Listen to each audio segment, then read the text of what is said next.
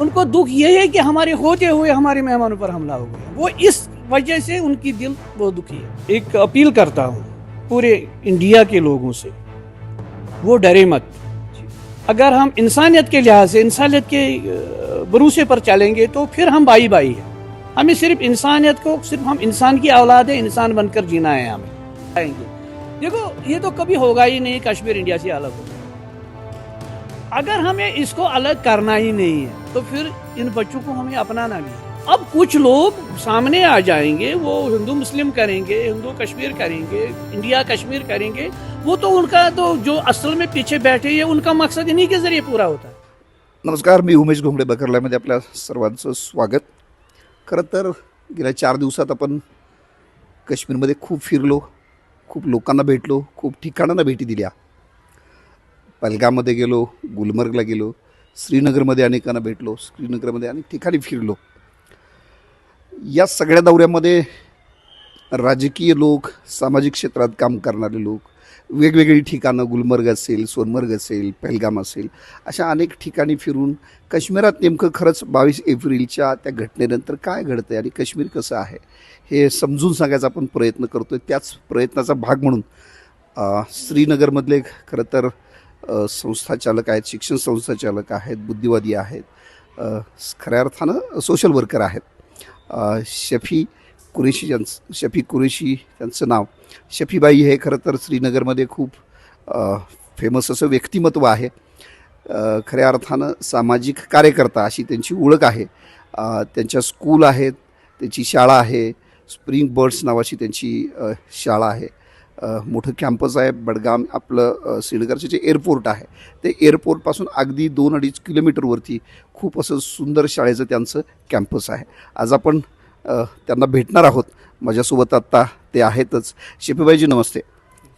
आपकी पहचान मैंने मराठी में करवा दी है, शायद आपको थोड़ी मराठी समझती भी है, क्योंकि मी खरं पुणेकरांना, वाचकांना, मराठी वाचकांना महाराष्ट्रात सांगेन की शफीबाई जरी काश्मीरात असले, श्रीनगरमधले संस्थाचालक असले, सामाजिक कार्यकर्ते असले तरी पुण्याशी आणि महाराष्ट्राशी त्यांचं एक वेगळं नातं आहे. आपले पुण्यातले जे सरहदचे सामाजिक कार्यकर्ते आहेत, सरहदचे जे संस्थापक आहेत, संजय नार यांचे खरं तर शफीबाई खूप जवळचे मित्र आहेत. आणि पुण्यातल्या अनेकांना आपल्याला आश्चर्य वाटेल की शफीबाई हे पुण्यातल्या अनेकांना, राजकीय लोकांनाच केवळ नव्हे तर सर्वसामान्य लोकांना, अनेकांना ओळखतात, नावानं ओळखतात. आत्तासुद्धा त्यांनी मला खूप नावं सांगितली. पुण्याशी त्यांचा गेल्या 25 वर्षाचं नातं आहे. अर्थात ते संजय नहार यांच्यामुळे निर्माण झालं आहे, पण अनेक मराठी माणसांशी त्यांचा थेट कनेक्ट आहे. अनेकांना श्रीनगरमध्ये आल्यानंतर अपघात झाला असेल किंवा कुठली गोष्ट असेल तर अनेकांना त्यांनी मदत केली आहे. खरं तर महाराष्ट्रातल्या अनेक माणसांचं, पुण्यातल्या अनेक माणसांचं संजय नहारांच्या माध्यमातून शेफी नामदारांचं घर, ही शाळा म्हणजे एक श्रीनगरमधलं दुसरं घर आहे असं आपण समजायला हरकत नाही आहे. त्या अनुषंगानेच एकूण काश्मीरातली आजची स्थिती काय आहे, 22 एप्रिलला जो हल्ला झाला त्यानंतर खरोखरची वस्तुस्थिती काय आहे, इथले एक सामान्य नागरिक, इथले सामाजिक कार्यकर्ता, काश्मीरमधला नागरिक म्हणून त्यांना काय आवडतं, कोणत्या दृष्टिकोनातून ते या सगळ्याकडे बघतात आणि त्यांच्या नजरेतनं आपल्याला हा सगळा विषय, ही सगळी परिस्थिती, इथली सामाजिक परिस्थिती, इथली राजकीय परिस्थिती आणि एकूण जम्मू काश्मीर आपण शक्य तितका समजून घ्यायचा प्रयत्न करूया. शफी भाई मैंने बहुत कुछ बोला, आपके बारे में भी बोला और यहाँ कश्मीर में जो भी है ये आपसे समझा के लेंगे ऐसा मैंने बोला. तो ये 22 तारीख की जो घटना हुई इसके बारे में आपका ख्याल क्या है, आप इसकी तरफ कैसे देखते हैं?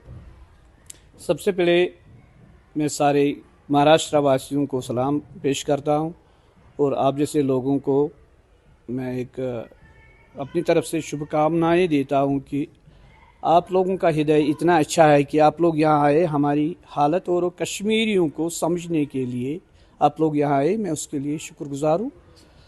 और सारे पूना वासियों को, जितने भी मेरे जानने वाले लोग हैं, चाहे 1000 हो या 2000 लोग, सबको मैं सलाम पेश करता हूँ और उनका शुक्रिया अदा करता हूँ. जो ये 25 साल मैंने पूना से लेकर कश्मीर, कश्मीर से लेकर पूना, तो वहाँ आना जाना, तो मैं समझता हूँ मेरा दूसरा घर पूना है. और जितने भी मेरे जानने वाले हैं वहाँ पर, वो भी समझते हैं कि हमारा दूसरा घर कश्मीर है. तो ये रिश्ता कायम दायम रहे, ये रिश्ता कायम रखना हमारा फ़र्ज़ है. और दूसरी बात, जो हमारी ये 22 तारीख को ये घटना हो गई है, ये सारे हिंदुस्तान के लिए एक बदनुमा दाग है, और हमारे लिए ये बदनसीबी है, बदकिस्मती है, और हमारे लिए सबसे बड़ी बेइज्जती है। हमारी मेहमानों पर हमला हो गया, वो मारे गए यहाँ। तो उनके लिए मैं ऊपर वाले से दुआ करता हूँ, उनको श्रद्धांजलि अदा करता हूँ। तो उनके लिए दुआ करता हूँ, उनको घर वालों को, जो उनके परिजन पीछे है, उनको सुकून अदा करें। आता आपण बघितलं की 22 तारखेला जी घटना घडली ती आमच्या पाहुण्यांवरती हल्ला झाला, ही आमच्यासाठी शर्मेची बाब आहे असं ते म्हणतात. मगर शफी भाई ये जो हालात है 22 तारीख के बाद कश्मीर के हालात हमने पिछले 4 दिन से अब देख रहे हैं, हालात तो लगते तो सामान्य है, मगर जिन लोगों से हमने बात की उनकी सोच हमारे जो समझ में आई वो ऐसी है कि उनका किसी पे भरोसा नहीं है. जो सामान्य कश्मीरी लोग हैं उनका किसी पे भरोसा नहीं है, और वो अस्वस्थ है अंदर से. वो क्या बोलते हैं उर्दू में, हिंदी में क्या बोलते हैं उसको, मगर वो बहुत डिस्टर्ब है. सही। तो इसके बारे में आपका क्या ख्याल है? ये मामला डिस्टर्ब होने का ये है ज़्यादातर कि जो इस टूरिज़्म पर जहाँ के लोग, उस पर उनका जो रोजी रोटी का मामला था, रोजी रोटी का मसला चल रहा था, वो डिसअपॉइंट हो गए, क्योंकि उनकी रोजी रोटी तकरीबन 3-4 महीने में ये अपने रोजी रोटी का मामला तैयार करते थे, 6 महीने के लिए, 7 महीने के लिए. इन 3 महीनों का गुजारा उनको पूरे 1 साल उसमें निकल जाता था. तो वो बेचारे बहुत डिसअपॉइंटेड है, क्योंकि उनको कोई और ये नहीं है, कोई ज़रिया नहीं है, चाहे वो घोड़े वाला हो, चाहे वो वहाँ वो शाल वाला हो, चाहे वो कोई भी हो. ये बिल्कुल कम लोग हैं, 2 या 3% लोग हैं ये ऐसे, जो इसी के ऊपर बिल्कुल उनका गुजारा होता है. चाहे कोई भी यात्रा हो, चाहे ये टूरिस्ट आते हैं, उनके साथ उठते हैं बैठते हैं, क्योंकि उनकी रिलेशन है उनके साथ. अब ये उनको ये दुख नहीं है ज़्यादा कि हमारा रोजी रोटी देने वाला तो ऊपर वाला है, क्योंकि उसने दुनिया में लाए हैं लोगों को, तो उनको रोजी रोटी तो देनी ही है. उनको दुख ये है कि हमारे होते हुए हमारे मेहमानों पर हमला हो गया. वो इस वजह से उनकी दिल बहुत दुखी है. ये मैं दूसरी बात ये पूछनी थी कश्मीर के बारे में. कश्मीर की जो इकोनॉमी है उसके बारे में मैं आपको पूछ रहा हूँ. ये टूरिज़्म पे कितना परसेंट टूरिज़्म पे मतलब पूरी जो इकोनॉमी कश्मीर की, जो टूरिज़्म पे कितनी है, एग्रीकल्चर पे कितनी है, इंडस्ट्री तो शायद होगी यहाँ तो है ही नहीं. तो ये थोड़ा इकोनॉमिक, एग्रीकल्चर पे कितनी है, इंडस्ट्री तो शायद होगी यहाँ तो है ही नहीं. तो ये थोड़ा इकोनॉमिक क्या बता देंगे? लिहाज से हमारा सबसे ज़्यादा ये जो हमारा इकोनॉमिक, जो हमारा इनकम जो होती है, वो एग्रीकल्चर से है. उसमें एग्रीकल्चर कितना होगा, कितना परसेंट में? एग्रीकल्चर दो हिस्सों में है. एक तो पैटी लैंड है जिसमें वो चावल वावल निकलते हैं, वो कुछ हिस्सा है, बाकी ज़्यादातर हिस्सा है वो फ्रूट में है. तो उस हिसाब से हमारी जो व्यवस्था है, जो इकोनॉमिक है, जो पैसे का आना जाना है, वो उस हिसाब से सही रहता है, क्योंकि वही पैसा यहाँ सर्कुलेट होता है, क्योंकि यहाँ के मजदूरों पर, क्योंकि उसमें यहाँ के मजदूर काम करते हैं.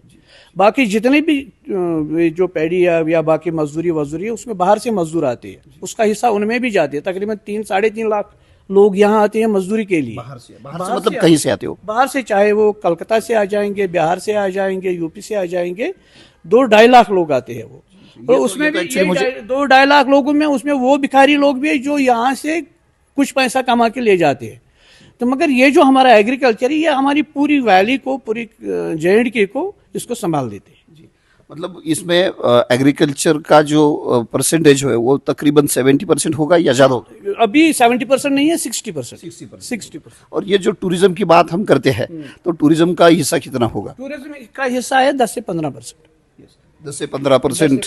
मगर ये होटल वाले भी है, टैक्सी वाले भी है, और ये घोड़े वाले बाकी छोटे मोटे जो व्यापारी है, छोटे मोटे दुकानदार हुए, वो सभी उसमें 10 से 15% में बस में. ये 15% तो आंकड़ा तो एक्चुअली बहुत बड़ा है. ये अब हम 100% की बात करते हैं तो उसमें 15% तो आंकड़ा बहुत बड़ा है. तो इसका ये टूरिज्म 22 के बाद हमने देखा तो टूरिज्म पूरा खत्म ही हो गया. तो ये 15% लोग तो खतरे में हैं. ये फिर एस्टेब्लिश होने में, रिस्टोर होने में कितना टाइम लगे, आपको क्या लगता है? मैं एक अपील करता हूँ पूरे इंडिया के लोगों से, वो डरे मत. अगर हम इंसानियत के लिहाज से, इंसानियत के भरोसे पर चलेंगे तो फिर हम भाई भाई है. अगर हम रिलीजियस के लिहाज से चलेंगे, हिंदू मुस्लिम करेंगे, सिख ईसाई करेंगे, फिर ना तो हम भाई रहेंगे, ना दोस्त रहेंगे, ना कुछ रहेंगे। हमें इससे हटकर काम करना है। हमें सिर्फ इंसानियत को, सिर्फ हम इंसान की औलाद है, इंसान बनकर जीना है। हमें कौन किस रिलीजियस के साथ काम करता है वो तो उसका अपना काम है, किस तरीके से अपनी इबादत करता है, या अपने भगवान को, या अपने खुदा को, या अपने गॉड को मांगता है, वो उनकी अपनी ये। मगर हमें जो काम करना है वो इंसानियत के लिहाज से करने। हमने हर एक इंसानियत के लिहाज में, उसमें हिंदू मुस्लिम है ही नहीं, ना सिख ईसाई है। मेरे पास जितने भी लोग बाहर से, जितने भी जो भी एक्सीडेंट्स यहाँ हुए हैं, वो उन लोगों को पता है जो मुझे पूना से जानते हैं, या महाराष्ट्र से पूरे, या गुजरात से जानते हैं, या मुंबई से जानते हैं।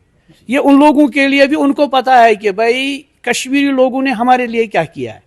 उस वक्त जब उनके एक्सीडेंट हो गए, जब इनके गार्नेट थ्रू यहाँ पर हो गए, वो हॉस्पिटल में गए, हमने उनको हॉस्पिटलाइज किया, 2-2 दिन 3 दिन रातें उनके साथ हमने गुजारी है, जबकि उनके घर वालों पर, उनके जितने भी लोग उनके साथ हैं, उनको पता नहीं थे। मैं 2012 की बात कर रहा हूँ, 2015 की मैं बात कर रहा हूँ, मैं उस वक्त की मैं बात कर रहा हूँ जब यहाँ पूरी वैली बंद हो गई है। तो हमने कैंप लगा दिया यहाँ निशाद, ये जो बिलवाड़ रोड है, जितने भी यात्री थे 4 दिन हमने उनको खाना दे दिया, ये समझ कर कि वो, अगर हम ये समझते कि वो ये हिंदू है, ये यात्रा वाले, उनको खाना नहीं मिले, क्योंकि ये उन्हीं लोगों को पता है। तकरीबन 1000 से 1500 लोग वहां पर रोज खाना खाते थे बिलवाड़ में। ये उन लोग, क्योंकि उस वक्त तो टोटल ना टूरिज्म यहाँ पर था, ना कुछ भी नहीं था, कर्फ्यू लग गया। तो कर्फ्यू लगने के बाद तो उनको बेचारों को बिलवाड़ में कौन खाना दे देता। यही मुसलमान, यही कश्मीरी निकले हैं, उन लोगों ने डेरे लगा दिया है बिलवाड़ रोड पर, तो वहां पर उन लोगों ने 3 दिन का खाना दे दिया। उसके बाद वो गवर्नमेंट ने अपने तरीके से उनको निकाल दिया। आप इंसानियत की बात कर रहे थे, आपका जब मैंने इंट्रोडक्शन किया तभी मैंने वही बोला था कि आपने पुणे के, महाराष्ट्र के लोगों को कैसी मदद की है। मैंने इंट्रोडक्शन में वही बोला था।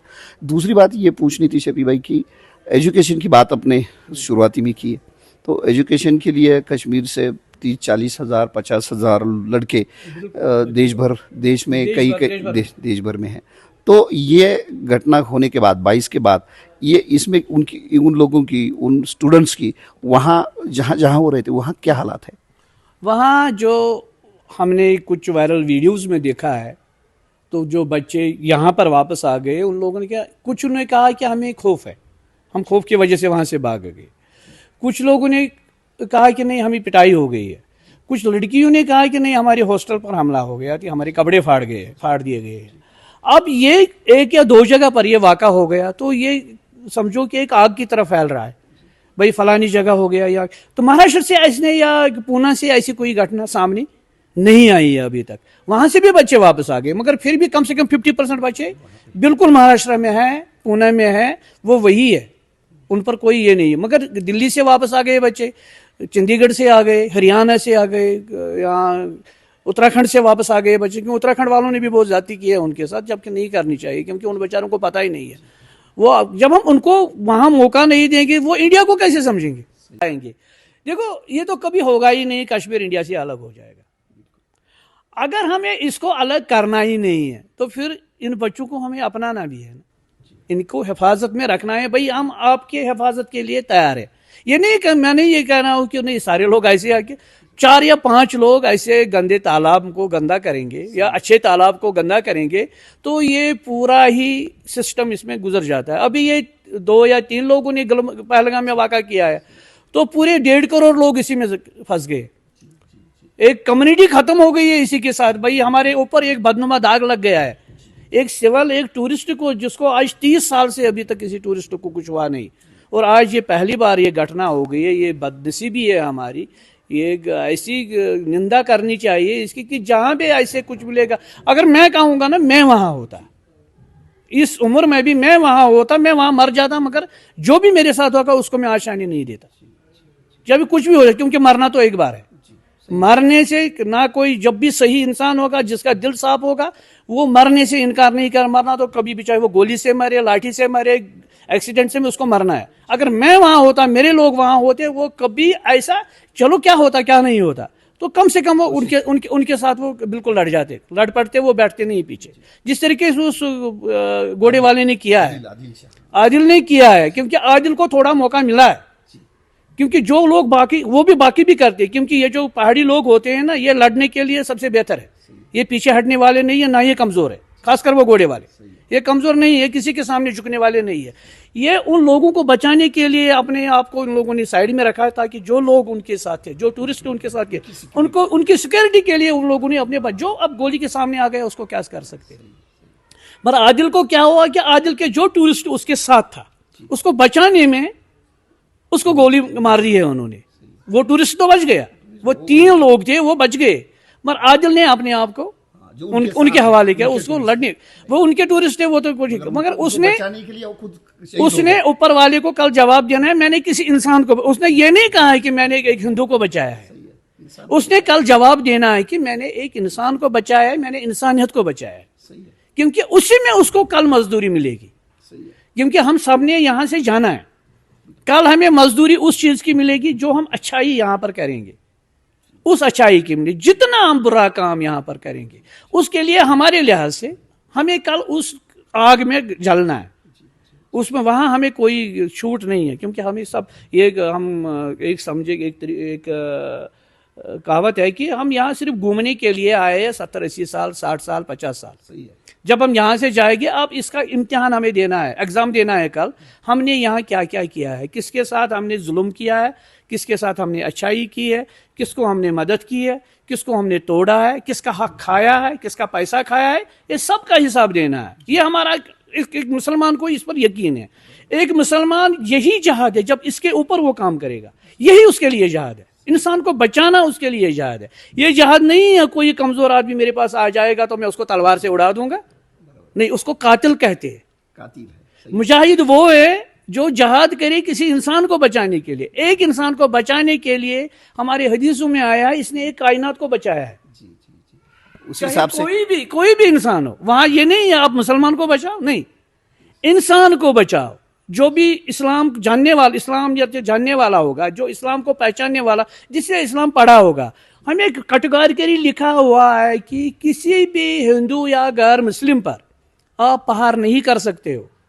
आप अगर ज्यादा इसमें हो, तादाद में ज्यादा हो, तो सबसे पहले सिक्योरिटी आपको उसको देनी है जो आपके गैर मुस्लिम है। जब आप उसकी हिफाजत करोगे, उसमें मर जाओगे तो आप शहीद हो जाओगे, उसको बचाते बचाते। तो आप जब उसी का कोई कत्ल करेगा तो उसको क्या कहेंगे? उसका नाम दिया है कातिल।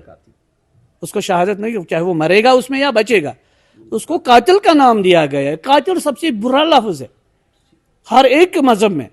जो किसी का कत्ल करेगा उसको कत्ल होना है, कत्ल होने के बाद हमारे लिहाज से वो जहन्नम में चला जाएगा, वो कत्ल हो जाएगा। आप किसी को भी, किसी इनोसेंट पीपल को आप मारोगे, मैं मारूंगा, जब मैं मारूंगा मैं तो कातिल के लिहाज से अपनी सजा में ले लूंगा, मगर उसके बाद भी मुझे वहां और एक सजा मिलेगी। सही है। आपने जो बोला आदिल के बारे में वो सही है, वो शहीद हो गया, बहुत अच्छा काम किया उसने, अपने टूरिस्ट को जो अपने साथ थे उनको बचाने में वो शहीद हो गया। ये दूसरा शिबी भाई, मेरा क्वेश्चन थोड़ा सीरियस है। आप as a citizen of Kashmir और बुद्धिजीवी लोग हैं आप, ये श्रीनगर के जिम्मेदार सिटीजन हैं आप, तो कश्मीर के बारे में पूरे हिंदुस्तान का जो इम्प्रेशन है वो कश्मीरियों के बारे में आशंका से लोग देखते हैं। पूरा देश के बहुत सारे लोग कश्मीर को आशंका से देखते हैं, कश्मीरी लोगों को, क्योंकि वो भारत के साथ नहीं है, वो पाकिस्तान के साथ दिल से है, मगर रहते हैं इंडिया में। ऐसी जो मानसिकता है, ऐसा जो इम्प्रेशन पूरे भारत में है, उसके बारे में आपका क्या ख्याल है? बहुत गंभीर है। जहां तक मेरी बात पूरे इंडिया में, क्योंकि मैं पूरा हिंदुस्तान घूमता हूं, 80% लोगों को पता है कि नहीं, कश्मीरी ये असल बात नहीं है। कश्मीरी ना तो पाकिस्तानी है और ना उसको पाकिस्तान से कोई माने है।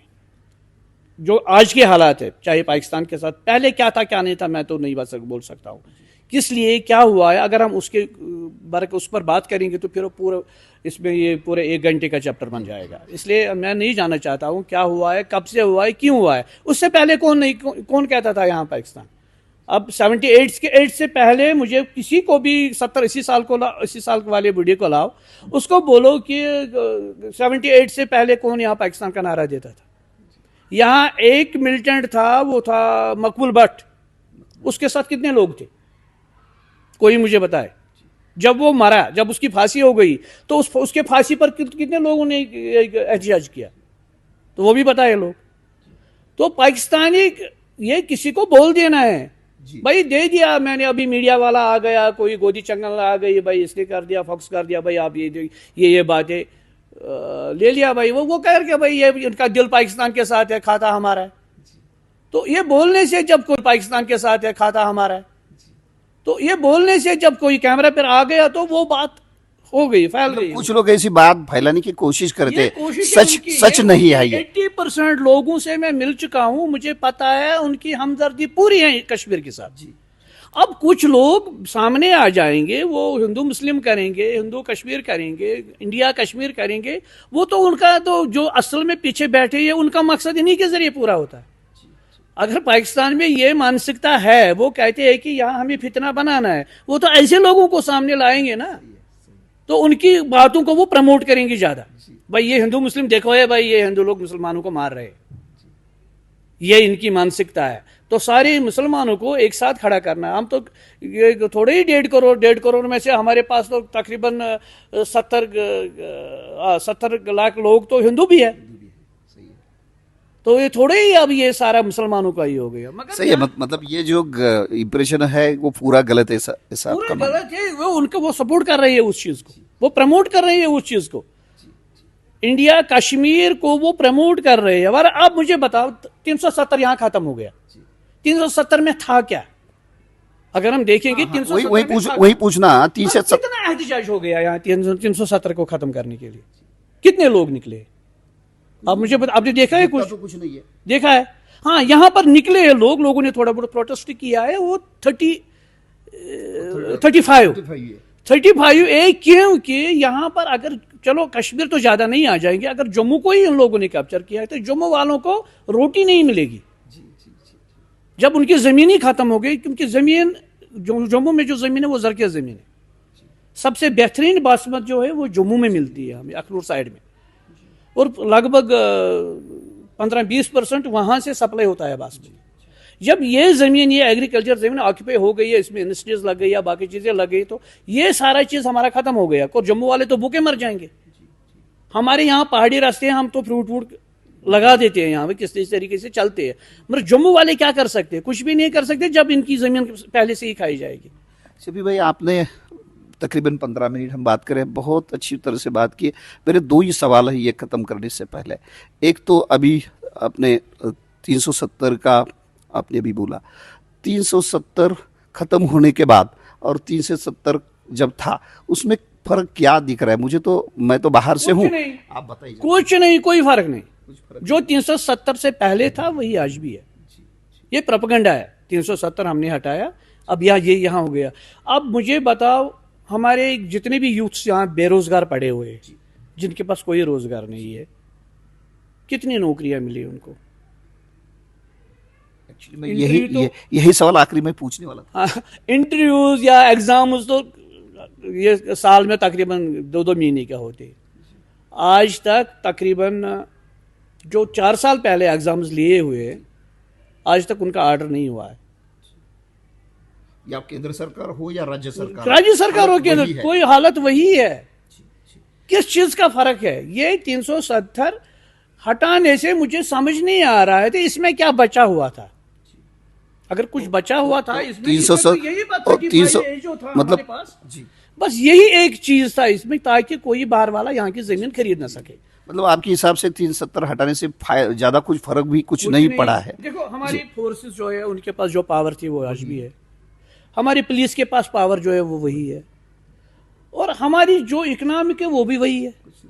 अब टूरिज्म इस साल ज्यादा हो गया तो वो तो हिंदुस्तान की मेहरबानी है, हिंदुस्तान के लोगों की वो गवर्नमेंट की मेहरबानी नहीं है, वो लोगों की है। लोगों से हमसे प्यार है, इसलिए लोग हमारे पास आ रहे हैं। अगर प्यार नहीं होता वो तो आएंगे ही नहीं। अब उनको डर बैठ गया है, और मैं उनको अपील करता हूं, ये डर छोड़ दो मेरे भाइयों, डर मत रखो, क्योंकि शैतान का काम होता है अपनी शैतानी करना। उसने वो शैतानी की है, अब उस शैतानी को प्रमोट होने मत दो, उसको खत्म करो। शैतान को मारना ही हमारा फर्ज है। हम सब भाई भाई है, हम भाई बहन है, हमारा एक दूसरे के साथ रिश्ता है। ये रिश्ता कभी टूटेगा नहीं, ना इसको तोड़ने वाला पैदा नहीं होगा अभी। 70 साल से देखते रहो, अभी तक नहीं हुआ तो अब क्या होगा? अब इसके ऊपर सोचो, इसके ऊपर अपने अपने तरीके से सोचो कि हमारे दुश्मन किस तरीके से हम पर हावी हो रहे हैं, हमें क्या करना है, इसके लिए आप लोग काम करो। शफी भाई इतनी प्यार से बात कर रहे हैं, एक्चुअली ये ख़त्म नहीं करना है, करना चाहिए ऐसे मेरा दिल कहता है, मगर टाइम का लिहाज है, टाइम के हिसाब से मैं आखिरी क्वेश्चन आपको पूछूंगा।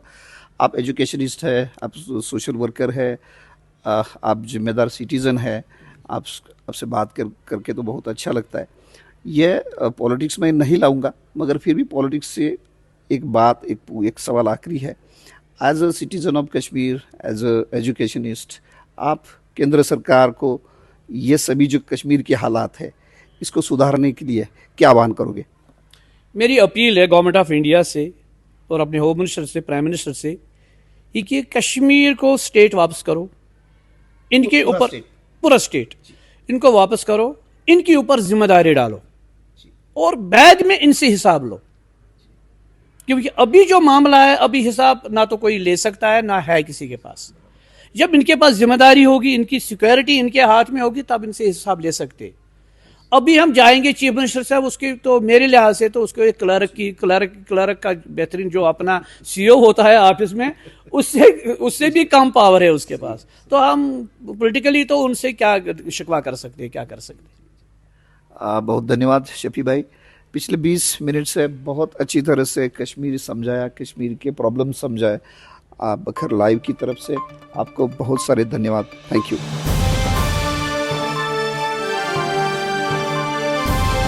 समाजकारण, प्रशासन आणि राजकारणातल्या अचूक विश्लेषणासाठी बखर लाईव्हच्या सोशल मीडिया प्लॅटफॉर्म्सना लाईक, फॉलो आणि सबस्क्राईब करा।